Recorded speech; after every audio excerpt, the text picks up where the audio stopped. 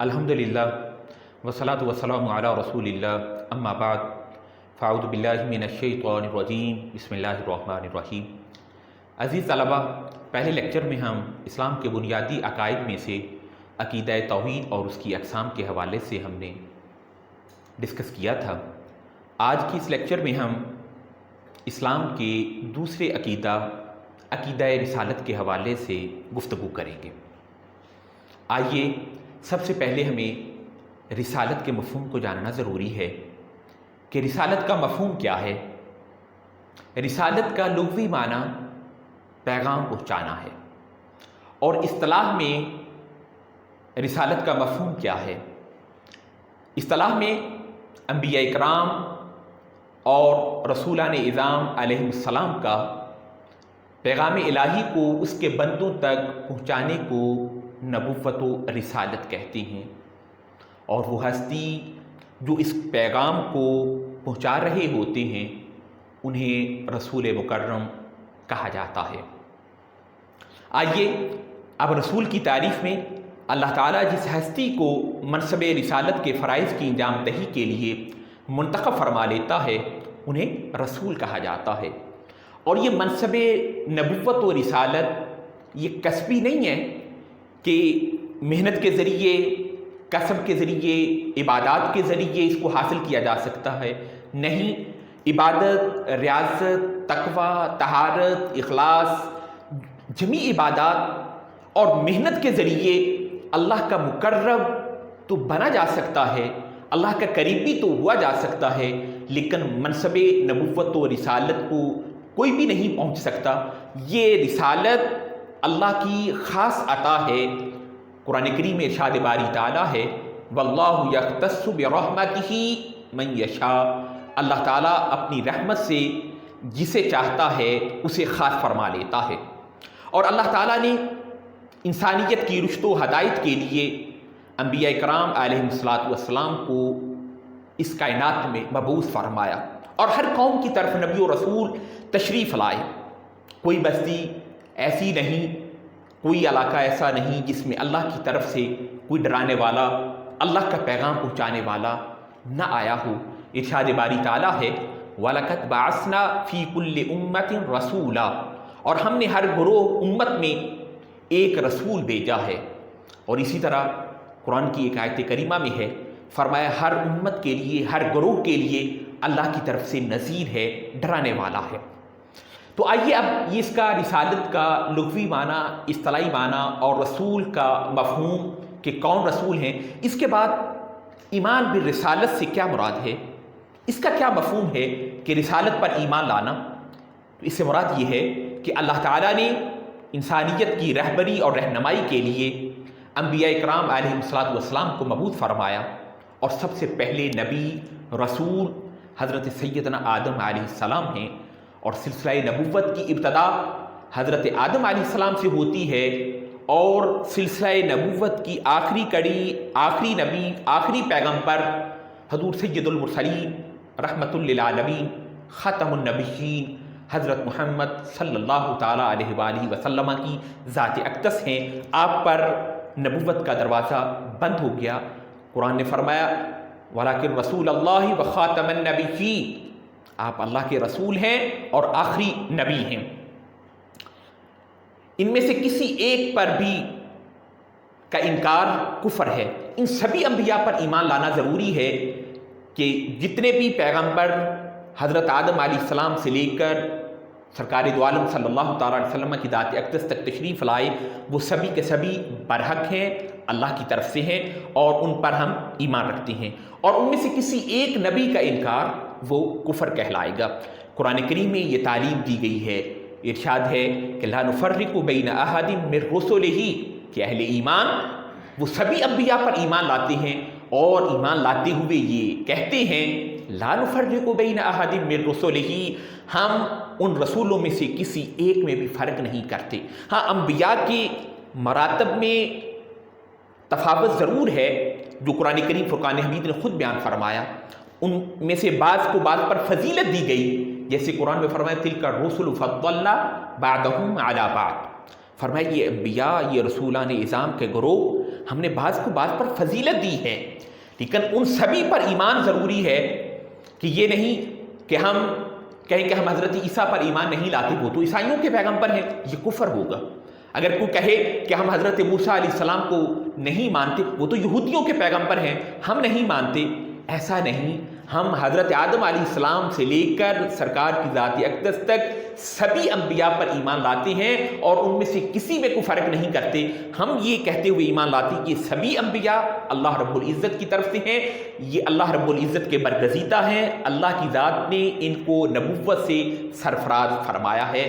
نفس نبوت میں سبھی انبیاء برابر ہیں، لیکن فضائل میں، کمالات میں، مراتب و مقامات میں ان میں تفاوت ہے، جیسا کہ خود ارشاد باری تعالیٰ ہے تلک الرسل فضلنا بعضهم علی بعض۔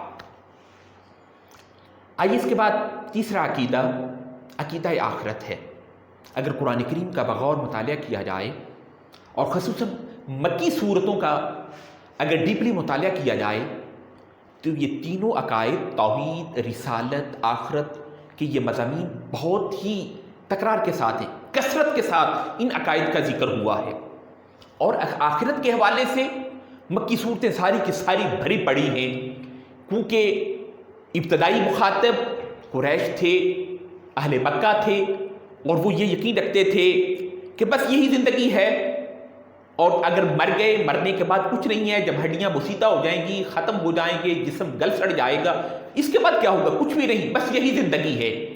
قرآن کریم فرقان حمید نے انبیاء کے ذریعے انبیاء کی تعلیمات کو جہاں پہ ذکر کیا اور اس سے پہلے والے انبیاء کی تعلیمات کا ذکر فرمایا، تو وہاں پر توحید، رسالت کے ساتھ آخرت کا بھی تفصیلی ذکر فرمایا، آخرت پر ایمان کا بھی حکم فرمایا۔ آئیے آخرت سے کیا مراد ہے؟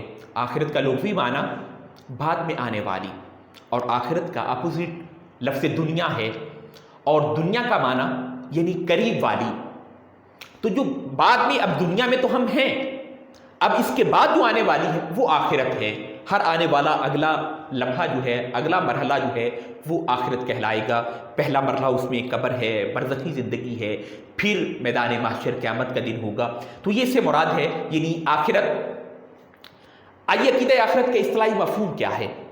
عقیدہ آخرت کا اصطلاحی مفہوم یہ ہے کہ انسان مرنے کے بعد ہمیشہ کے لیے ختم نہیں ہو جاتا، بلکہ اس کی روح باقی رہتی ہے، اور ایک دن ایسا آئے گا کہ اللہ تعالیٰ تمام انسانوں کو، یعنی اولین و آخرین، حضرت آدم علیہ السلام سے لے کر جو پہلے انسان، اس سے لے کر قیامت تک آخری انسان تک سبھی کو دوبارہ زندہ فرمائے گا، اور ان کے اعمال کا حساب ہوگا، اور ان کو ان کے تمام نیک و بد اعمال کا پورا بدلہ دیا جائے گا، اور نیکوکار جنت میں ہوں گے، اور گنہگار، فاسق، فاجر، کافر وہ دوزخ میں جائیں گے۔ قرآن کریم نے اس مضمون کو بہت خوبصورت انداز میں مختلف صورتوں میں بیان فرمایا۔ ان میں سے صرف ایک مثال کے طور پر فرمایا ان الابرار لفی نعیم وان الفجار لفی جحیم، بے شک نیکوکار، نیک لوگ وہ نعمتوں میں ہوں گے، وہ جنت میں ہوں گے، اور گنہگار، فاسق، فاجر، کافر وہ دوزخ میں ہوں گے۔ تو اسلام کے عقائد میں سے عقیدہ آخرت کی جو اہمیت ہے وہ بہت اہم ہے۔ عقیدہ آخرت پر ایمان اسلام کی اہم تعلیمات میں سے ہے۔ جیسے توحید پر ایمان لانا ضروری ہے، رسالت پر ایمان لانا ضروری ہے، تو اس چیز پر بھی ایمان لانا کہ ہمیں مرنا ہے، ہمیں موت آئے گی، ہمیں موت کا ذائقہ چکھنا ہے، قبر میں جانا ہے، وہاں پر جو برزخی زندگی ہوگی اس حوالے سے ایمان رکھنا، اور پھر اس کے بعد جو قیامت کے بعد یعنی حساب و کتاب، جزا و سزا، وہ سارے کے سارے عقیدہ آخرت کے ضمن میں چیزیں شامل ہوں گی۔ تو سورہ بقرہ کی ابتدائی آیات میں متقین کی جو صفات بیان کی گئی ہیں، ان میں سے ایک صفت یہ بھی بیان کی گئی ہے کہ اہل ایمان کی صفت یہ ہے وَبِالْآخِرَةِ هُمْ يُوقِنُونَ، کہ وہ آخرت پر یقین رکھتے ہیں۔ اس لیے اہل ایمان، ان کا ایمان ہی تب کامل ہوتا ہے جب اللہ کی ذات پر ایمان لائیں، رسالت پر ایمان لائیں، انبیاء پر ایمان لائیں، تو اس کے ساتھ ساتھ آخرت پر بھی ایمان لائیں۔ آئیے اس میں ابھی چوتھا پوائنٹ جو ہے اسلام کے بنیادی عقائد میں سے ملائکہ پر ایمان ہے۔ اب دیکھنا یہ کہ ملائکہ سے مراد کیا ہے، اور یہ ملائکہ پر ایمان جو ہے یہ اس کا مصدر، اس کا ماخذ کیا ہے۔ سب سے پہلے کہ لفظ ملائکہ کا لغوی معنی یہ ملائکہ، لفظ ملائکہ یہ جمع ہے اور اس کا واحد ملکن ہے، جس کے لغوی معنی قاصد اور پیامبر کے ہیں، پیغام پہنچانے والا۔ قرآن کریم میں فرشتوں کے لیے لفظ رسول بھی استعمال ہوا ہے، کیونکہ اس کے لغوی معنی بھی قاصد اور پیغام پہنچانے کے ہیں، کیونکہ فرشتے خالق اور مخلوق کے درمیان پیغام رسائی کا فرض ادا کرتے ہیں، اس لیے ان کو ملک و رسول بھی کہا جاتا ہے۔ ارشاد باری تعالیٰ ہے اللہ یستفی من الملائکۃ رسلا ومن الناس، اللہ تعالیٰ فرشتوں اور انسانوں میں سے بعض کو پیغام پہنچانے کے لیے منتخب فرما لیتے، چن لیتا ہے۔ جیسے حضرت آدم علیہ السلام سے لے کر حضور سید المرسلین رحمۃ للعالمین صلی اللہ تعالی وسلم کی ذات اقدس تک یہ سبھی انبیاء یہ رسولان اعظام ہیں، اور یہ اللہ کے پیغام کو اس کی مخلوق تک پہنچاتے ہیں۔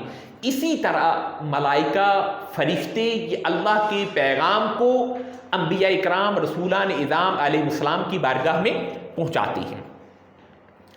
ملائکہ پر ایمان لانے کا مفہوم یہ ہے کہ فرشتوں پر ایمان لانے کے لیے درج ذیل باتوں کو تسلیم کرنا ضروری ہے کہ ملائکہ یہ نورانی مخلوق ہے، یہ فرشتے اللہ تعالیٰ کی نورانی مخلوق ہیں اور یہ موجود ہیں، اللہ نے ان کو تخلیق فرمایا ہے، اگرچہ ظاہری طور پر ہم ان کو نہیں دیکھ رہے ہوتے۔ مشہور فرشتے جیسے حضرت سیدنا جبریل علیہ السلام، حضرت میکائیل، حضرت اسرافیل، حضرت اسرائیل علیہ السلام، اسی طرح ہمارے ان کندھوں پر کرامن کاتبین موجود ہیں، لیکن ہم ان کو نہیں دیکھ رہے۔ یہ معزز فرشتے جن کو قرآن نے فرمایا کرامن کاتبین، یہ لکھنے والے معزز فرشتے ہیں، وہ ہمارے اعمال کو لکھ رہے ہیں، ہمارے اچھے اعمال کو لکھ رہے ہیں، یہ ہمارے برے اعمال کو لکھ رہے ہیں، لیکن ہم ان کو نہیں دیکھ رہے۔ یہ نورانی مخلوق ہیں، یہ اللہ تعالیٰ کی طرف سے تخلیق کردہ ہیں، اور ان پر ہمارا ایمان ہے، اللہ نے ان کو پیدا کیا ہے اور یہ نورانی مخلوق ہیں۔ اور دوسری چیز اس میں ملائکہ کے حوالے سے، فرشتوں کے حوالے سے، فرشتوں پر ایمان کے حوالے سے کہ یہ مخلوق فرما بردار ہیں، فرما بردار مخلوق ہیں۔ تمام فرشتے اللہ کے احکامات کے پابند ہیں، ان اللہ کے احکام کی خلاف ورزی نہیں کرتے اور ان سے کوئی گناہ سرزد نہیں ہوتا، ان میں گناہ کا مادہ ہی نہیں ہے۔ اللہ تعالیٰ نے ان کی صفت قرآن میں بیان فرمائی، فرمایا لا یعصون اللہ ما امرہم ویفعلون ما یؤمرون، وہ اللہ تعالیٰ کی نافرمانی نہیں کرتے، جو اللہ کی ذات انہیں حکم دیتا ہے اسی کے سامنے سر تسلیم خم کرتے ہیں۔ وہ جہاں جہاں بھی فرشتوں کی جو ڈیوٹیاں لگائی ہیں، وہ اللہ رب العزت کی ذات نے وہ اپنی ڈیوٹیاں سر انجام دے رہے ہیں۔ اللہ کے احکام میں کسی قسم کی ان سے کوتاہی، گناہ، نافرمانی سرزد نہیں ہوتی۔ وہ کیا کرتے ہیں؟ وَيَفْعَلُونَ مَا يُؤْمَرُونَ، جس چیز کا انہیں حکم دیا جاتا ہے وہ صرف انہی کو بجا لاتی ہیں۔ یہ ملائکہ پر ایمان کے حوالے سے اس سوال میں اسلام کے بنیادی عقائد میں سے آخری پوائنٹ جو ہے وہ آسمانی کتابوں پر ایمان ہے۔ جیسا کہ ہم نے پہلے لیکچر میں بھی ابتداء ذکر کیا تھا کہ یہ سبھی عقائد یہ قرآن اور سنت سے ماخوذ ہیں۔ ارشاد باری تعالیٰ ہے وَلَكِنَّ الْبِرَّ مَنْ آمَنَ بِاللَّهِ وَالْيَوْمِ الْآخِرِ وَالْمَلَائِكَةِ وَالْكِتَابِ وَالنَّبِيِّينَ، کہ بڑی نیکی تو یہ ہے کہ جو کوئی ایمان لائے اللہ تعالیٰ پر، یوم آخرت پر، فرشتوں پر، کتابوں پر اور انبیاء پر۔ باقی ہم 4 عقائد جو ہیں ان کو ڈسکس کر چکے ہیں، توحید، رسالت، انبیاء پر ایمان اور فرشتوں پر ایمان۔ اب آخری پوائنٹ جو ہے وہ کتابوں پر ایمان، آسمانی کتابوں پر، الہامی کتابوں پر ایمان۔ یہ آسمانی کتابیں جو اللہ رب العزت نے انسانیت کی رشد و ہدایت کے لیے فرشتوں کے ذریعے انبیاء اکرام علیہ السلام پر نازل فرمائیں، جو مشہور کتابیں ہیں، 4 بڑی کتابیں ہیں۔ پہلی کتاب تورات ہے جو حضرت سیدنا موسیٰ علیہ السلام پہ نازل ہوئی، اور دوسری کتاب زبور ہے جو حضرت سیدنا داؤد علیہ السلام پہ نازل ہوئی، اور تیسری کتاب انجیل ہے جو حضرت سیدنا عیسیٰ علیہ السلام پہ نازل ہوئی، اور آخری کتاب قرآن کریم فرقان حمید ہے جو اللہ رب العزت نے ہمارے پیغمبر حضرت محمد صلی اللہ تعالی علیہ وسلم کی ذات اقدس پر نازل فرمائی۔ اور اللہ نے اہل ایمان کی، متقین کی جو صفات بیان فرمائی ہیں اور سورہ بقرہ کی ابتدا میں ان میں سے ایک صفت یہ بھی ہے والذین یؤمنون بما انزل الیک وما انزل من قبلک، متقین وہ ہیں جو آپ پر اور آپ سے قبل نازل ہونے والی کتابوں پر ایمان لاتے ہیں۔ وہ کتابیں یعنی تورات، زبور، انجیل اور باقی صحائف جو دوسرے انبیاء کرام علیہ السلام پر نازل ہوئے ان پر وہ ایمان رکھتے ہیں۔ تو ایمان بالکتب کا مفہوم کیا ہے کہ کتابوں پر ایمان، اس سے مراد یہ ہے کہ آسمانی الہامی کتابیں جو اللہ تعالیٰ نے انبیاء پر نازل فرمائی تھیں وہ ساری کی ساری برحق ہیں، سچی ہیں، اللہ رب العزت کی طرف سے تھیں، اور ان قوموں کی رشد و ہدایت کے لیے وہ اللہ کی طرف سے وہ پیغام تھا، اور ان پر ان ادوار میں ان قوموں کے لیے عمل کرنا ضروری تھا۔ اور اب قرآن کریم فرقان حمید کے نزول کے بعد وہ سبھی شریعتیں، سبھی احکام، سبھی کتابوں کے وہ منسوخ ہو چکے ہیں۔ اب صرف اور صرف قرآن کریم فرقان حمید کے احکامات پر ہی عمل پیرا ہوا جائے گا۔ ہمارا یہ ایمان ہے کہ وہ کتابیں برحق تھیں، سچ تھیں، اللہ کی طرف سے نازل شدہ تھیں، اور انبیاء پہ جن پہ نازل ہوئی وہ بھی برحق تھے، لیکن مختلف ادوار میں ان کتابوں میں رد و بدل ہوا، تغیر و تبدل کر دیا گیا، تحریف کر دی گئی، اور ان تحریف کا، تغیر و تبدل کا ذکر بھی قرآن میں موجود ہے، احادیث میں موجود ہے۔ ہمارا یہ ایمان ہے کہ وہ برحق تھیں، لیکن اب ان کے احکامات منسوخ ہو چکے ہیں، اب صرف قرآن پر ایمان لانا ضروری ہے اور قرآن کے ہی احکامات پر عمل پیرا ہونا ضروری ہے۔